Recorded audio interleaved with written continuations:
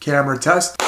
I shaved. Apologies in advance if this video is unbelievably factual and fast-paced and not as funny as my other videos, or maybe you guys don't consider my other videos to be funny anyways. But I think this is going to be very valuable for you guys and something that you have been asking for a while, and I think it's important to meet demand. So here we go. During this video, I'm going to talk about what's on my resume and then how it relates to banking. School. School matters. Target schools, non-target schools, very important. You're going to have an easier time if you come from a target school, and banks have reserved spots for people coming out of your school and they directly recruit. If you're coming from a non-target school, you're going to have to do the extra level of work, reach out to people that you know, reach out to people you don't know, expand your network. I went to a target school, a top 10 liberal arts university in the United States. Pretty douchey for me to say top 10. I had a 3.8 GPA. Most banks typically have a cutoff. I've seen 3.3, 3.5, some banks even 3.0. I will say, depending on your level of networking and relevant experience, some recruiters are willing to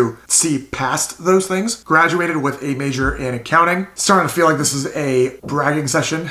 I read today in a book that pride is the biggest sin. In terms of finance-related activities, my college career wasn't very finance-oriented. Accounting was the finance major at my school. Many of the people that went into investment banking did accounting. We did not have a finance major. Being a liberal arts university, a lot of our classes was limited in terms of technical exposure, and a lot of it had to do with what are the ethics behind accounting? How do we solve the problems of the finance industry? Which I really appreciated and definitely helped during my interview process and standing out as a candidate, but you also have to do a bit more work if your school is in a similar boat. During school, I really took advantage of the liberal arts education system, and frankly, I did not participate in a single finance-related extracurricular activity. The biggest one I had was being a resident advisor. I spun this during my interview in talking about how this was being able to manage a process. I was in a leadership role considering that I was taking care of a group of students. I was always on top of dates, deadlines, due dates, all the same thing. I don't know why I said it in 3 different ways. I love being an RA. If being a full-time RA was a job, I would do that for the rest of my life. Ironically, I was in my school's consulting group, worked in small teams to work with local, national, and even sometimes international businesses and provide them free consulting. Obviously, we were college students and what we did and our resources were very limited. I turned that around during my interviews and talked about how I was able to help businesses position themselves, which worked really well with the whole M&A component. I was able to work with teams. I was able to produce professional deliverables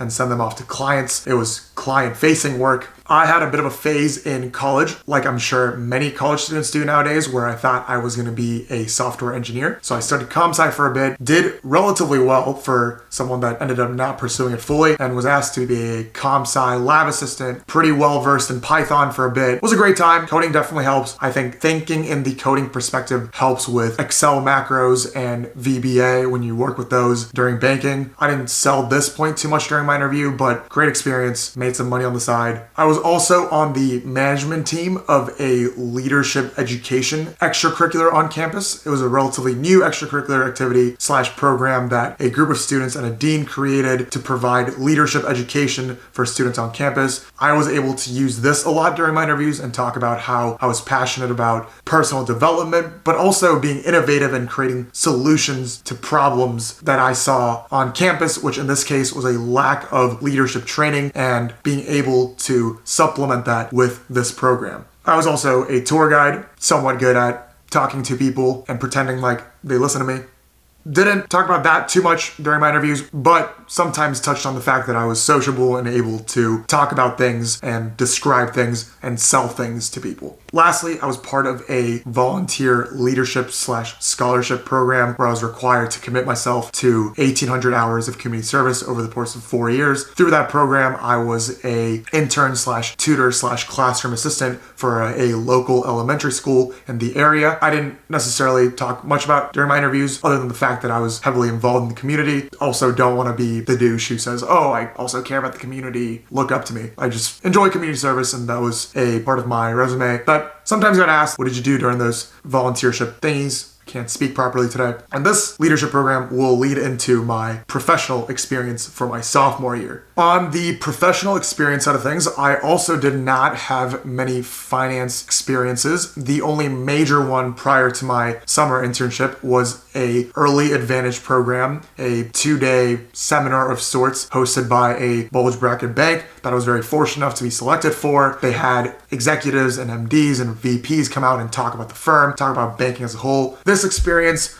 wasn't overly highlighted during my interviews or even on my resume, given that it was just a 2-day course, but it provided me an insight into what investment banking really was. And I was able to speak on the fact that while I didn't have financial experience at school, nor was I overly well versed in the field, I had the ability to talk to people that were already there at that level of finance in person. Following my freshman year, I interned at a technology accessory company back home. I was part of their marketing / Amazon channel team. During my interviews and on my resume, I used that to show that I was able to run lots of data, work with teams, work in a professional setting. Banking is somewhat marketing, just highly analytical and financially driven marketing. So I was able to sell that component. Due to the volunteer scholarship / leadership program, I was required to do a summer of service that resulted in 250-ish hours. And I knew that I wanted to get that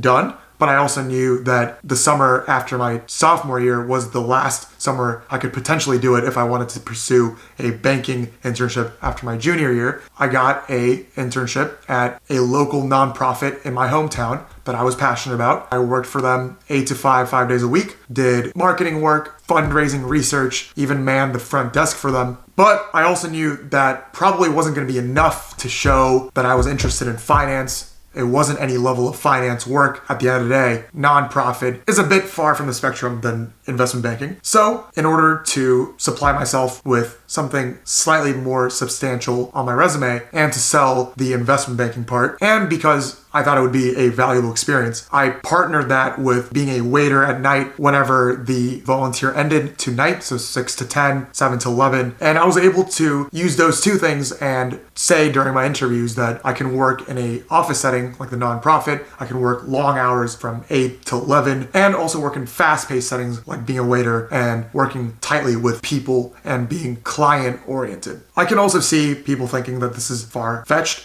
I'm certain that some interviewers were thinking, what is this kid thinking? Where's the financial experience? Being a waiter has nothing to do with investment banking. But I was able to sell that well enough to be at the spot where I'm at today. But I'm also very proud of myself for spending that summer doing something that I found to be valuable rather than pursuing something solely to have the term finance on my resume. Currently on my resume, I have the summer internship from the bank that I got a full-time offer for and working at right now, and the brief description of what I did during that summer. 10-week program covering these types of projects, accepted a full-time offer. And in the most recent part of my professional experience, I have my current bank, my current group, the deals that I've worked on, and generalities of what I do on a daily basis, and a quick summary of all the things that I've accomplished in the past 10 months. As a little extra, the bottom part of the resume, typically skills and interests, I wish it just said YouTube for both. I have bilingual. I could speak English pretty well, I think, sometimes. And I also have Korean on there. Surprise, fun fact. I now also have